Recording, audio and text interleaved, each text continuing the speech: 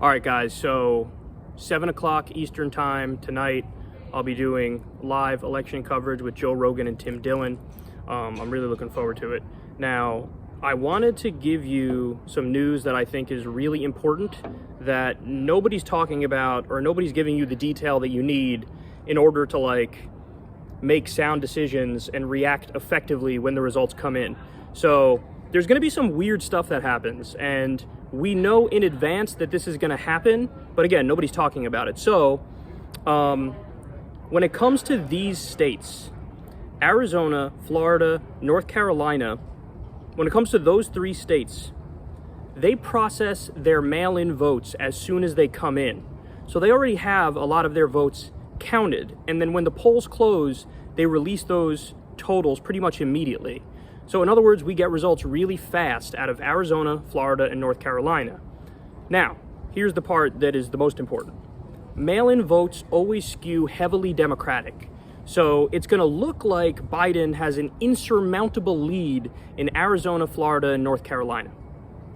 And then as the night goes on and they start counting the votes from Election Day, it's going to flip the other way. So in other words, Biden will start out with a big lead, and then Trump will close the gap slowly over the night.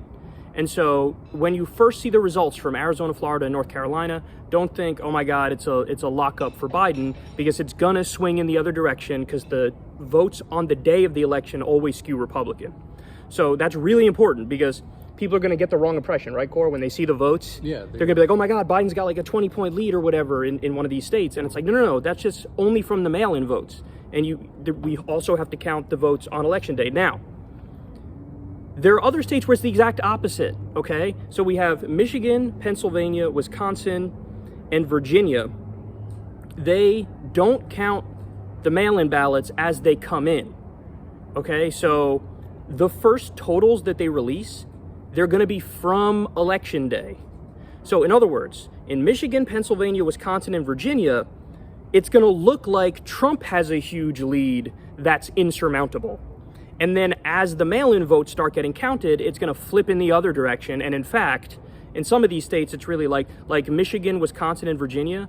Honestly, those are pretty much guaranteed Biden wins. Virginia's guaranteed Biden. Wisconsin's guaranteed Biden. Michigan's pretty much guaranteed. Pennsylvania's more of a toss-up state. But point is, it will look like up front, Michigan, Wisconsin, and Virginia are going to Trump because they count the votes from Election Day first, and those skew heavily Republican. And then over time, it'll flip back and it'll be overwhelmingly Democratic once you count the mail-in ballots. So I want to reiterate, because this is so important, and people are going to look at initial results and then totally lose their minds and not understand the way it works.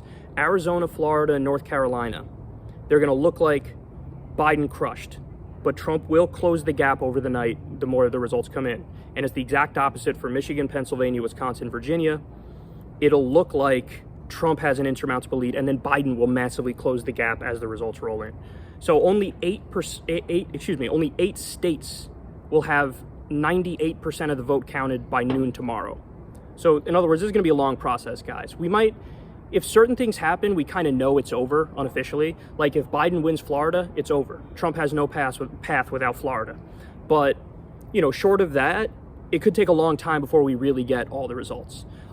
So there's 22 states that also allow ballots that are mailed in on Election Day to count. So you can mail in a ballot on Election Day, and it could get there 2 or 3 days later, and that still counts. So those ballots need to be counted as well. So in other words, listen, don't get too thrown off by the initial impression, because we're not really gonna know. We likely won't know for at least 3, 4, 5 days, okay? So I just wanted to give you that heads up. Obviously, we'll talk more about this and a bunch of other stuff on Rogan's live coverage. So come there, join us. I'm really looking forward to it.